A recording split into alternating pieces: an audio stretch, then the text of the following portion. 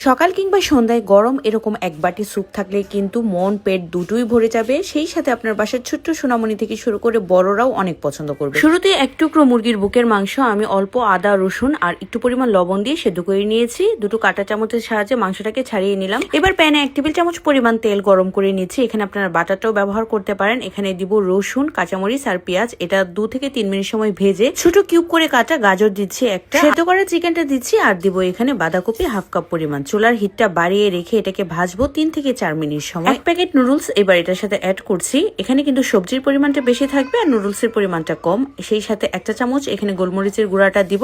আর chicken সেদ্ধ করার সময় চিকেনের যে পানিটা ছিল সেটা দিয়ে দিলাম। আর দিব এখানে আরো কিছুটা পরিমাণ পানি, স্বাদ মতো লবণ দিচ্ছি। এবার এটাকে ফুটিয়ে রান্না করতে দিয়েছিলাম যতক্ষণ না পর্যন্ত সব ভালো করে সেদ্ধ হয়ে যায়। নুডলসের মশলার যে প্যাকেটটা আছে সেটা দিলাম। 1 টেবিল চামচ পরিমাণ দিব এখানে টমেটো সস। এবার এটার সাথে অ্যাড করব হাফ কাপ পানিতে 2 টেবিল চামচ পরিমাণ কর্নফ্লাওয়ার গুলিয়ে নিয়েছিলাম, সেটা দিচ্ছি যেন স্যুপটা একটু ঠিকই হয়। এবার ভালো করে সবকিছু মিশিয়ে নিচ্ছি। আর লাস্টে নামানোর আগে 1 স্লাইস চিজ অ্যাড করব। এটা অপশনাল, যদি আপনার হাতের কাছে থাকে তাহলে অ্যাড করবেন, আর যদি না থাকে না দিলেও সমস্যা নেই। এবার এটা যখন একটু ঘন হয়ে আসবে তখন নামানোর আগে দিব এখানে 3টা লেবু পাতা।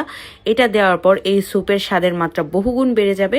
আমি সবসময় বাসার মধ্যে লেবু পাতা এনে রাখি, বিভিন্ন খাবারে অ্যাড করি, আর এটা খাবারের স্বাদ অনেক বেশি বেড়ে যায়।